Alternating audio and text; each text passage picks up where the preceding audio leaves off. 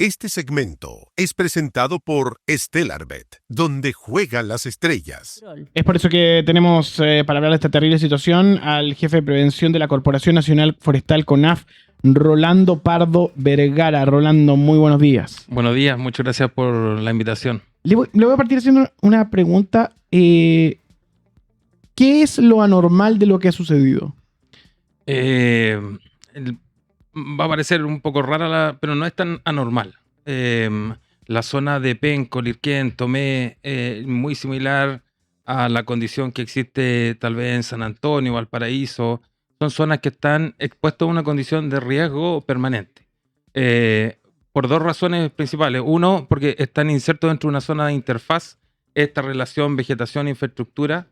Y particularmente en Penco, Lirquén, la vegetación que está en el entorno es vegetación adulta, principalmente plantaciones forestales.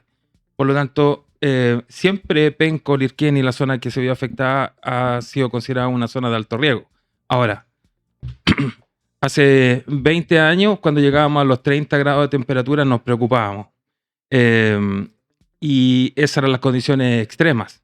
Hace 5 años, los 35 grados es algo que se ha ido estableciendo como algo normal, entre comillas.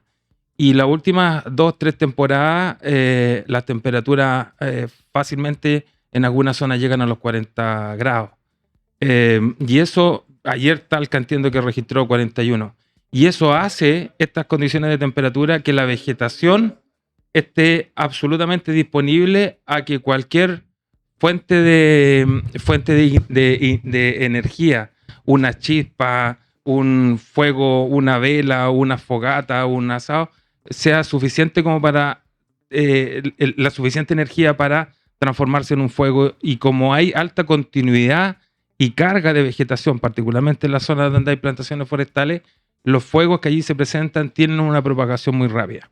Ahora, lo anormal o excepcional fue la intensidad de viento y direcciones que tuvo en esta condición, que hizo que el fuego fuera muy lineal, con mucha propagación.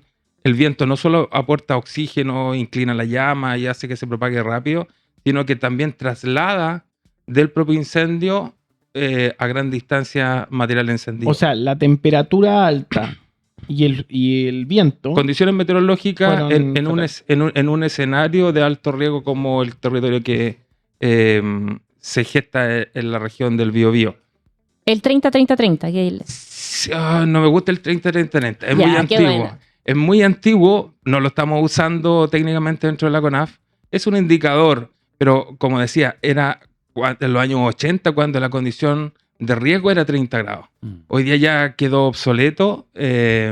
Y si bien, ok, alguna gente lo sigue usando, nosotros preferimos no, porque las condiciones, un ejemplo, en Punta Arenas difícilmente va a tener 30 grados, pero sí las condiciones suficientes como para que se produzcan incendios como el del 2005, 2011, etc. Perdón, te quería agregar un segundo elemento, es que después de la pandemia, el 2019-2020, mucha gente, y a lo mejor muchos de los televidentes así lo ha hecho, decidió irse a vivir al campo. Y se compró una parcela, se instaló en algún condominio, etc. Esa condición ha hecho que donde antes era solo vegetación y donde solo se producían incendios forestales, que el fuego se propagaba por vegetación, hoy día nos encontramos con infraestructuras habitacionales entre medio. Muchas casas, y donde hay casas, supuestamente hay personas, por lo tanto la prioridad de atención es las casas. Es como cuando hay una cantidad de lluvia que bota con los ríos casa. Eran lugares donde antes no se construían. Antes no había, exactamente, antes no habían casas en dichos lugares. Y eso hace que la estrategia de combate, la estrategia de extinción asociado a estas condiciones extremas meteorológicas nos obligan a implementar cosas que antes no las teníamos implementadas. Mayor proyección, mayor anticipación, mayor preparación física, estrategias y tácticas muy distintas a las que habitualmente estábamos. Coordinación con los equipos de bomberos que se dedican a los combates de los incendios estructurales. Organización con los municipios, con ministerios de distintas carteras, etcétera. El gobernador de Biobío decía que existía la posibilidad de que estos múltiples focos, fueran intencionales. ¿Qué opina usted? Nosotros tenemos equipos especializados en la investigación de causa orientados a la gestión preventiva y mitigatoria. Llevamos al momento alrededor de 51% de los incendios registrados investigados. De esa información hemos obtenido que prácticamente el 75% de los incendios investigados corresponden a situaciones negligentes en el uso del fuego o en el uso de alguna fuente de calor. Alguien que se puso a soldar en día de sol o a cortar metal o eliminó basura domiciliaria a través del fuego. Y hay un 15% de lo investigado que tiene alguna relación con intencionalidad. Intencionalidad por venganza, por enojo, por beneficio económico, por actos pasionales, de distintas características. En los incendios que se produjeron en estos últimos días, tanto en Ñuble como en Biobío, todos los incendios que son del valle y del secano costero, no existe presunción ni registro de que sean incendios naturales. Sí, en la cordillera hay algunos, pero en el valle y no existe registro que sean de carácter natural. Por lo tanto, es altamente probable de que sean por acción antrópica. Sin embargo, de los procesos que hemos realizado hay mucha negligencia. No hemos investigado todo porque hasta el día de ayer habían algunos que todavía estaban activos con alta intensidad en la zona de inicio. Por lo tanto, pudiera existir intencionalidad en dichos lugares, pero no lo hemos investigado todavía. Por lo tanto, ni lo afirmamos ni lo descartamos. Rolando, ¿a qué se refiere con negligencia? Negligencia es que tú no quieres hacer un incendio, pero por omisión, irresponsabilidad. Autor, digamos. Claro, hay una negligencia en el uso de esta fuente de calor. Sin que tengas la intención de generar el incendio, utilizaste o mal utilizaste alguna fuente de calor directamente. Porque a mí lo que me pasó era que cuando se describía cómo se inicia el fuego en el Biobío, se hablaba de que hubo muchos focos simultáneos en donde fue como paf, paf, y de repente ya teníamos un incendio gigante, muy parecido a lo que ocurrió en Valparaíso, pero después cuando se hicieron las investigaciones, se descubrió que en Valparaíso era porque habían personas que habían dejado dispositivo en línea que generó, digamos, la corrida de fuego. Sí. ¿Se puede ocurrir algo similar? ¿Se sospecha de algo así? No tenemos esa sospecha.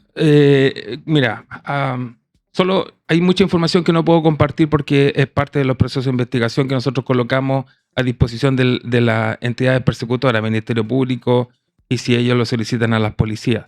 Pero cuando existen altas condiciones de temperatura, es probable o es mayor la probabilidad de que los sistemas eléctricos fallen. Entonces, en Ñuble hay una condición de eso. Hemos tenido algunos registros asociados a fallas eléctricas. En la zona de Biobío, como te señalaba, no hemos todavía podido ingresar a todos los incendios.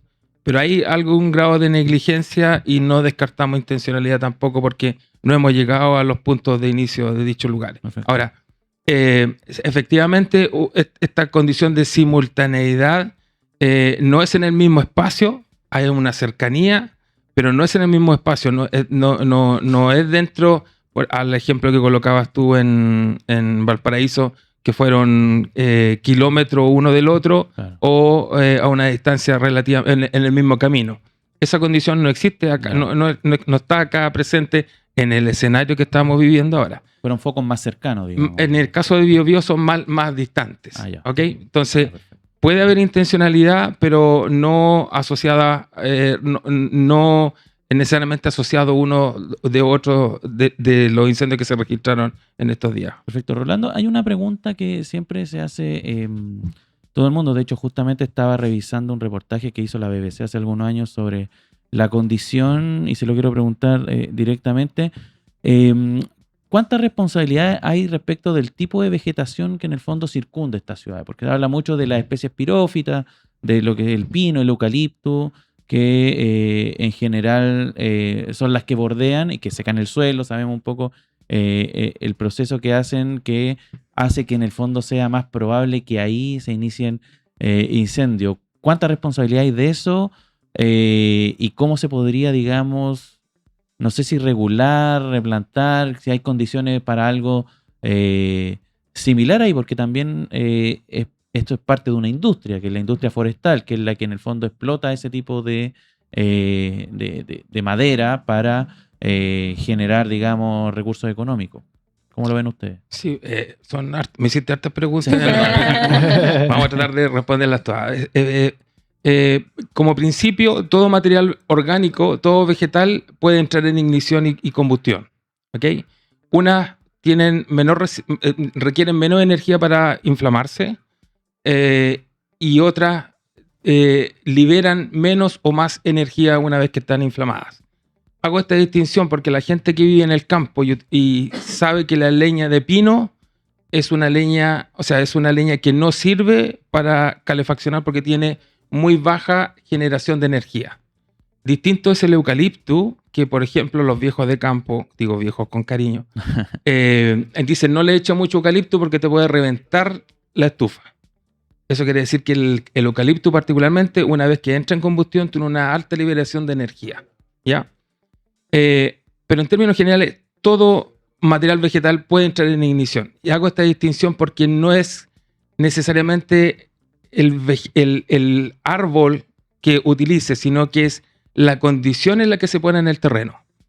Me refiero a que si tú tienes árboles separados entre sí, sin continuidad ni de pasto ni de matorrales, es poco probable que la transferencia de calor por contacto, por radiación, se produzca. Por lo tanto, si se produce un fuego, no se va a propagar. Perfecto. ¿Okay? Pero distinto es si que tú tienes árboles entre medio matorral, entre medio pasto, lo que nosotros le llamamos continuidad horizontal y también continuidad vertical, vale decir pasto, ramas en contacto con las copas de los árboles.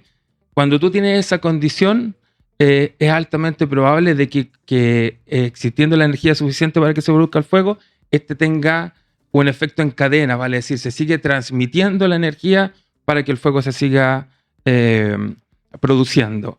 Ese es el principio en el cual trabajan los brigadistas y la extinción, que tú haces un cortafuego. Claro.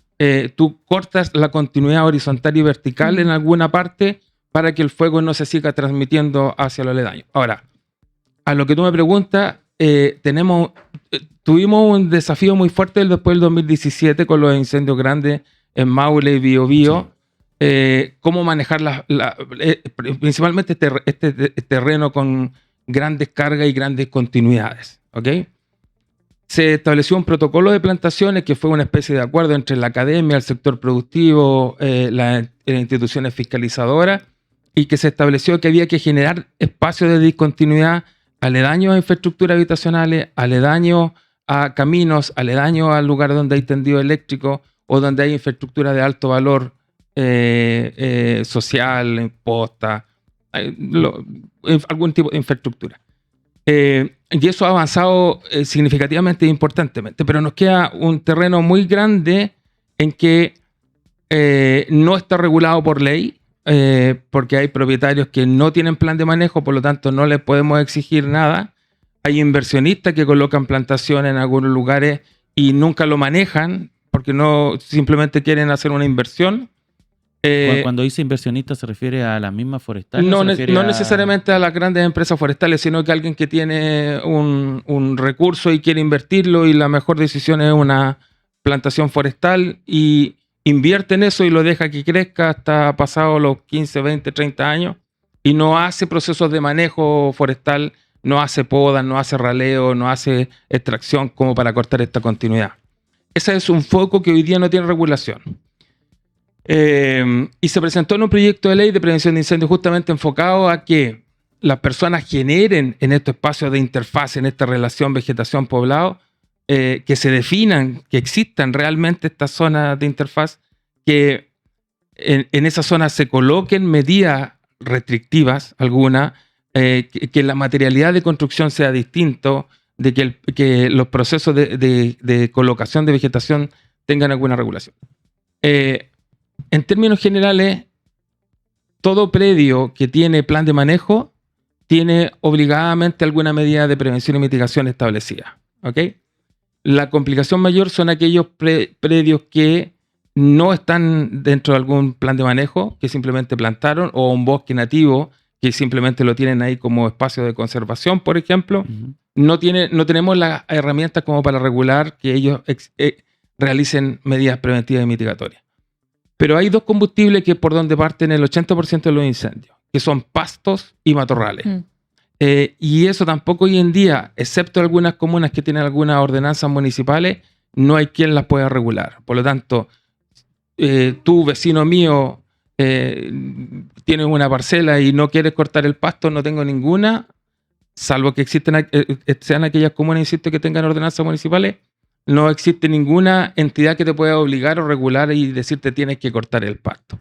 Mucho queda a voluntarismo, mucho queda a concientización, mucho queda, y creemos que eso es un desafío que tenemos que abordarlo rápidamente como país, en el entendido de que si no se corta este pasto, no se maneja este matorral, no existe discontinuidad en las plantaciones y en los bosques nativos, lo que ocurrió en Valparaíso, lo que ocurrió en Talca, en Maule el 2017, lo que ocurrió ahora en Concepción Ñuble, nos va a seguir ocurriendo. La gente se pregunta cómo es posible que esto no siga pasando como todos los veranos. ¿En qué materia la institucionalidad ha avanzado con respecto al año anterior?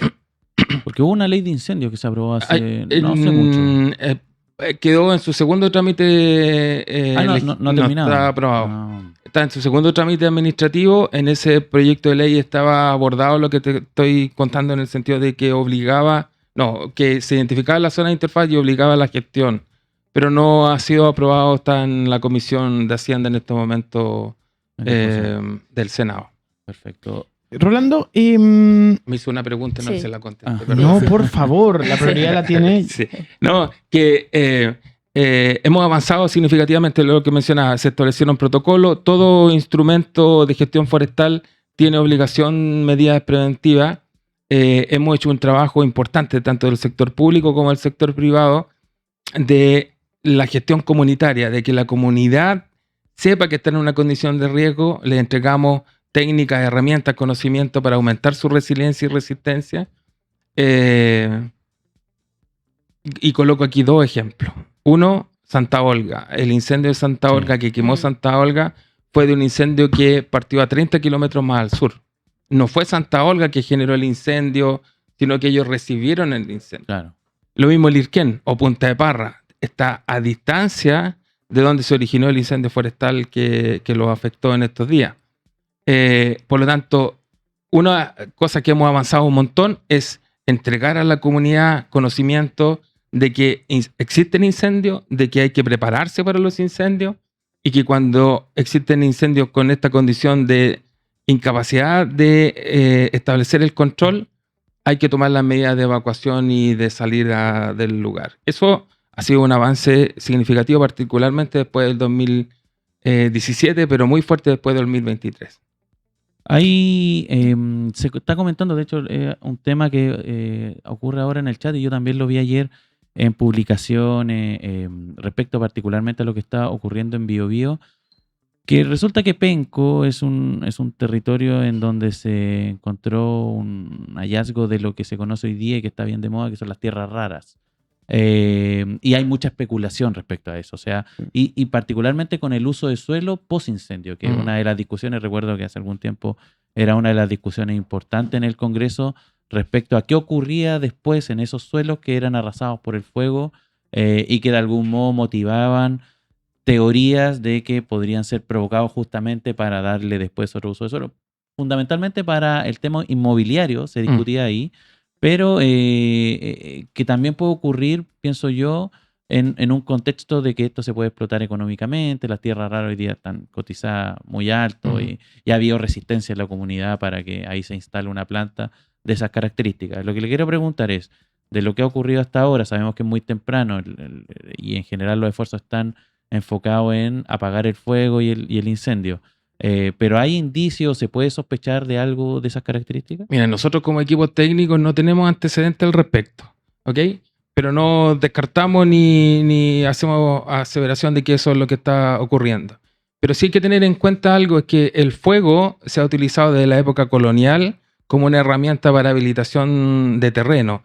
Primero se habilitó para poder ingresar, después se habilitó para establecer ganadería. El fuego siempre ha sido una herramienta utilizada para cambiar condiciones de los territorios. Y por eso se crearon la legislación que hoy día está vigente, la ley de bosque del año 1925-1930. Es muy antigua porque desde ya el fuego se venía utilizando con distintos fines para modificar.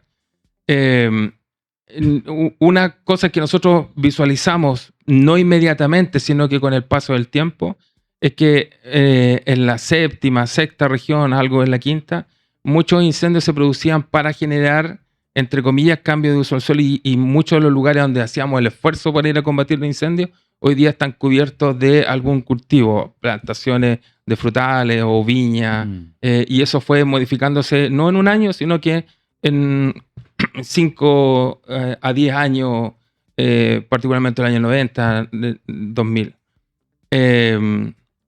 Y claro, siempre ha habido la especulación de que los incendios se producen o se generan, se propician para después colocar espacio construido, proyectos inmobiliarios. Tampoco tenemos aseveración de eso, así como si aquí se produjeron varios incendios y después hubo un condominio. Puede ser en algunos espacios, pero no es algo generalizado. Sin embargo, es muy importante tal vez considerar en alguna legislación de que el que pose un incendio, para dar un cierto grado de tranquilidad a la gente y eliminar todas estas especulaciones. Claro, porque hay una cultura de la conspiranoia y la desconfianza muy propia, en especial en estos eventos. Sí. Y dentro de todo lo que pasa, también, bueno, es espectacular en el sentido de la cantidad de damnificados, de gente que es víctima. Pero claro, usted plantea que hay cambio en la utilización de los espacios que generan movimiento y que nos invitan a reflexionar sobre eso. Porque hay muchas personas que van a seguir viviendo en lugares que antes no se habitaba, y eso va a seguir provocando movimiento, porque los incendios no se acaban. Esa es una noticia, no es que sea algo controlable, No. Es como los terremotos. No, ahí tenemos una diferencia con los terremotos. El terremoto ¿Cuál es la dinámica que tenemos que entender? El terremoto es una condición natural. El incendio en nuestro país, al menos, el 99% de los incendios son generados por las personas. No, tenemos registros de incendios naturales, pero en muy baja proporción. Y en ese sentido, ¿cómo podemos detectar que algo está siendo provocado por una persona o tener la alerta para poder avisar, alertar, denunciar? O sea, hay varios mecanismos. Uno, era lo que les señalaba anteriormente, tenemos equipos dedicados a la investigación para saber qué acciones tomar.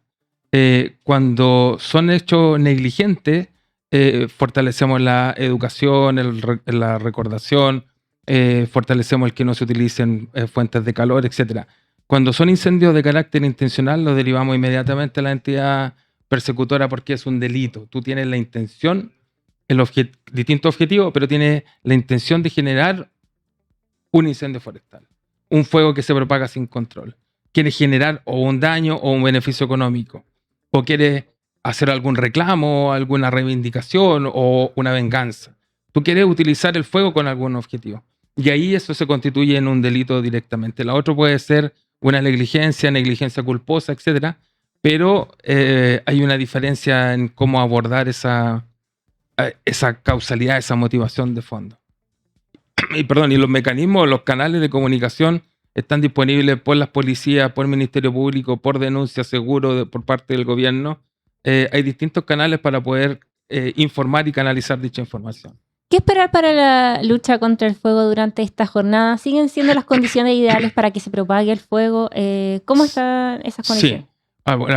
La noche de ayer estuvo algo más tranquilo que el día anterior. Intensidades de viento menores y hubo algo de recuperación de humedad que permite que los combustibles se humecten un poquito, se mojen un poquitito, particularmente los combustibles muertos. Y eso hace que existan ventanas y posibilidades para los recursos nocturnos y terrestres y recursos aéreos que van a empezar a operar para poder establecer el control en algunos sitios prioritarios. Tenemos 23 incendios activos, particularmente entre el Maule y la región de la Araucanía. Y claro, las condiciones, como usted señala, van a estar tensas. va a existir una alta probabilidad de que se inicien fuegos. Por lo tanto, el llamado de la comunidad a ser muy precavido, muy estricto. El foco está en Concepción, Penco, Lirquén, hasta Tomé, donde está el Frente de Avance ahora, y en la zona de Laja, Quillón, donde hay un incendio que también se está propagando. En la región de la Araucanía, ayer en la tarde tuvimos hartos registros de incendios nuevos, no con la complejidad de Biobío, pero sí hay registros lo que hacen ocupación de los recursos de extinción. Y aquí hay muchas recomendaciones que surgen necesarias compartir con la comunidad. No meterse en aquellas áreas de operación. O sea, si usted no es un experto, no está equipado, no tiene comunicación, no sabe, no tiene las herramientas, manténgase aislado, lejos del área de operación. Segundo, no ocupar los caminos para ir a ver, para ir a sacar fotos, para ir a ver videos, porque los caminos tienen que ser priorizados para los recursos de emergencia que están operando, o si es que se establece algún proceso de evacuación para que estén libres para dichos procesos. Tercero, no utilizar en estos días particularmente ninguna fuente de calor entre las 11 y las 18 horas, nada. Lo que nosotros recomendamos, faena cero en el mundo agrícola y en el mundo forestal. Porque cualquier nuevo incendio va a ser un consumo de algún recurso que está atendiendo la otra emergencia. Y si estás en campamento, hay muchos chicos scouts que, por ejemplo, están en campamento, o saliste de picnic, o saliste a hacer trekking, o estás ocupando una cabaña en turismo, o te vas desplazando por algún camino y te enfrentas a un incendio forestal, o te encuentras con un incendio forestal, algunas señales que son importantes tener en cuenta. Si tú ves el humo que está pasando, humo oscuro, humo negro que está pasando por tu cabeza, estás en una situación de riesgo. Si tú, aparte de ver el humo, ves la llama que va en dirección a donde tú estás, sal del lugar. Aunque tú la veas a distancia, aunque tú digas, no, está lejos, está a 2 kilómetros, 3 kilómetros, ya ver la llama es una condición de altísimo riesgo. Si te empieza a caer ceniza o te empieza a caer pavesa, que son estos materiales encendidos que vienen en la columna de convección, sal del lugar. Sal. No te quedes mirando cómo va a evolucionar, no tomes decisiones, esperar. Este tipo de incendios, los que se están produciendo en estos días, tienen la energía tan alta que con una manguera tú no los contienes. Por lo tanto, la recomendación es salir. Si te llegó la señal SAE por tu teléfono, es porque hay algún técnico que proyectó que el incendio va a ese lugar. Por lo tanto, salir. Llevar la mochila de emergencia, llevar documentos, llevar medicamentos, no olvidar las mascotas. Hay gente que no sale o que vuelve al incendio porque se le olvidó la mascota. Si no lo pueden llevar, jamás dejarlo encerrado, lo mismo que los animales domésticos de tamaño pequeño o grande, vacuno, equino, etc. Dar prioridad a pequeños, a ancianos, personas con dificultad de movimiento. Si el proceso de evacuación es anticipado, se puede hacer ordenado, en vehículo, salir fácilmente. Cuando ya el fuego está encima tuyo, salir en vehículo es una complejidad y lo más recomendado es salir a pie. Pero todo esto, y aquí conversar ahora, hoy, en el almuerzo, en la cena o en algún momento con la familia, qué es lo que hace cada uno. ¿Quién es altamente probable en un incendio se corte la luz, se corte la energía eléctrica, se corten las comunicaciones, se corte el agua, se bloqueen los caminos? Todo eso tiene que estar conversado en el núcleo familiar. ¿Qué es lo que va a hacer cada uno? ¿Hacia dónde vamos a salir si hay un incendio? ¿Quién lleva qué cosa? ¿Quién se hace cargo de qué cosa? ¿Quién va a cerrar las puertas? ¿Quién va a cortar el gas? ¿Quién va a abrir los portones? Todo eso tiene que tener una planificación en el seno familiar. ¿Y cuándo hacerlo? Nos sugerencias hoy día. Para hacer los procesos de evacuación, la improvisación de los incendios no tiene cabida, ¿ok? Ideal conversar, discutir qué es lo que hace cada uno en esta situación. Rolando, antes de cerrar, quería preguntarle, ya saliendo de lo que está ocurriendo en Biobío en estos momentos, que de hecho entiendo tenemos una actualización porque estaba justo a esta hora el COGRID reunido. Quería preguntarle por lo que ocurre en la Patagonia, lo que ocurrió particularmente en Argentina, que fue un incendio bastante devastador y fuerte. y con lo que ha ocurrido también en Chile ya ha iniciado recién el año, o sea, llevamos 2, casi 3 semanas, respecto a, porque el fin de semana fue detenido un ciudadano de origen israelí porque estaba iniciando fuego en Torres del Paine, y fue detenido. Hace algún tiempo, recuerdo el 2017, justamente cuando fueron esos incendios bien grandes, recuerdo una directora de CONAF, si no me equivoco, la de Magallanes, justamente, con que había una situación particular con los ciudadanos israelíes porque porque había problemas en seguir las normas. Ese era más o menos lo que había dicho en aquel entonces la directora. ¿Es un problema? ¿Hay que tomar cierta precaución? ¿Cuál es el problema concreto que han enfrentado tanto en CONAF? Porque esto ocurre en general en territorios más bien rurales y como estos parques nacionales. Sí. Lo que te voy a comentar no necesariamente es lo que ha ocurrido en Argentina. La situación de Argentina tiene o obedece también a lo mejor a una pérdida de comportamiento de turistas que habitan en el lugar, pero con esto no quiero decir que los incendios que se produjeron en Argentina haya sido por estos tipos de turistas, ¿ok? Lo que nosotros tenemos en nuestro país es efectivamente un incremento de personas que han transgredido las reglas, ¿ok? Las reglas que existen dentro del área silvestre protegida. Todas las áreas silvestres protegidas tienen regulado el uso del fuego en todas sus formas. Y particularmente en Torres del Paine, pues la experiencia que tuvimos el 2005, el 2012, que una cocinilla por un lado y un cigarro mal apagado por otro, generó los incendios con la catástrofe ambiental que eso produjo. De acuerdo a las estadísticas, lo que llevamos de este mes, ya se cumplió el promedio de personas que habían sido expulsadas o sacadas del parque por algún incumplimiento de la normativa. ¿Ok? En lo que va de año. En lo que va de año. Perdón, en lo que va de temporada. La temporada verano. Que es de verano. Y eso es una señal de preocupación. O sea, efectivamente hay